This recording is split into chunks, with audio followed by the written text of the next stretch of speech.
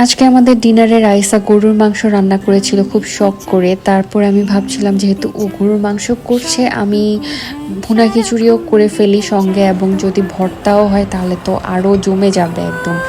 তারপর আমি লইট্টা শুটকি নিয়ে নিলাম। লইট্টা শুটকিটাকে ভর্তা করার জন্য আমি ফার্স্টে এখানে সিদ্ধ করে নিয়েছি। তারপর সিদ্ধ করার পর একটা প্যানের মধ্যে আমি শুটকি এবং পেঁয়াজ এগুলোকে ভেজে নিচ্ছিলাম সরিষার তেলের মধ্যে। তারপর স্বাদ মতো লবণ, তারপর ভর্তাটা ভালো মতো ভেজে তারপরে এই তো হয়ে গেল।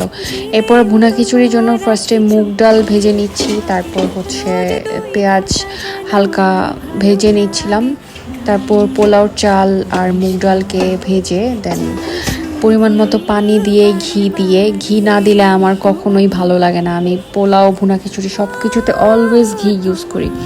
তারপরে তো বেরেস্তা দিয়ে দিলাম, হয়ে গেল আমার ভুনা খিচুড়ি।